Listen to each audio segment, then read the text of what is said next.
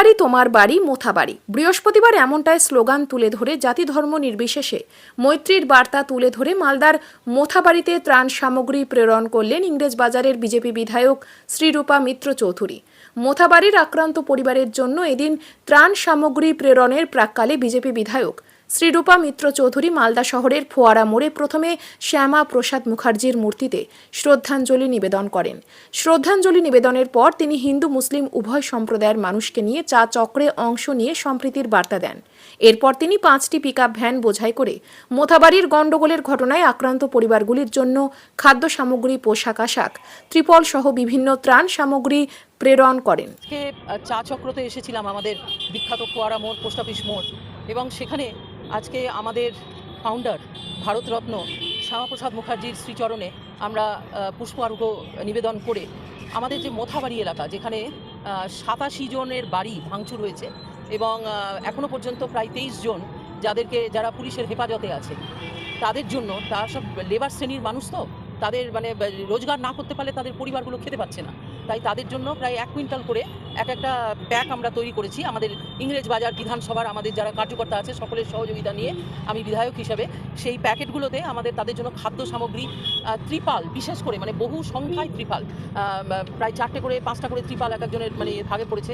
এছাড়া জামা কাপড়, সমস্ত কিছু, শাড়ি কাপড়, বাচ্চাদের জামা, সমস্ত কিছু দিয়ে আমরা মোথাবাড়িতে, আমাদের টিম এখানে আছে, মোথাবাড়ির ইনচার্জ মাননীয় বিশ্বজিৎ দা, আমাদের ভারতীয় জনতা পার্টির জেলার সেক্রেটারি, এবং মোথাবাড়িতে উনি বিগত জন্মগত কাজ করছেন, এবং সেই সঙ্গে নন্দন দা আছেন যিনি মোথাবাড়িতে থাকেন, এবং আমাদের জেলার সেক্রেটারি, আমাদের মণ্ডল সভাপতি টুটুল দা আছেন নবনির্বাচিত, আরও অন্যান্য মোথাবাড়ি যারা আছেন তারা এই গাড়িগুলোকে নিয়ে আজকে মোথাবাড়িতে গিয়ে এই পরিবারগুলোর পাশে জিনিসগুলো দিয়ে আসবেন।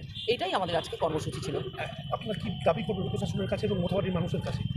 আপনি তো দেখেছেন যে আমি যে ব্যানারটা আছে তাতে আমি একটাই কথা লিখেছি, জাতি ধর্ম নির্বিশেষে সবাই মিলে আমাদেরকে শান্তিপূর্ণভাবে আমাদের চলাফেরা করতে হবে এবং শান্তি বজায় রাখতে হবে।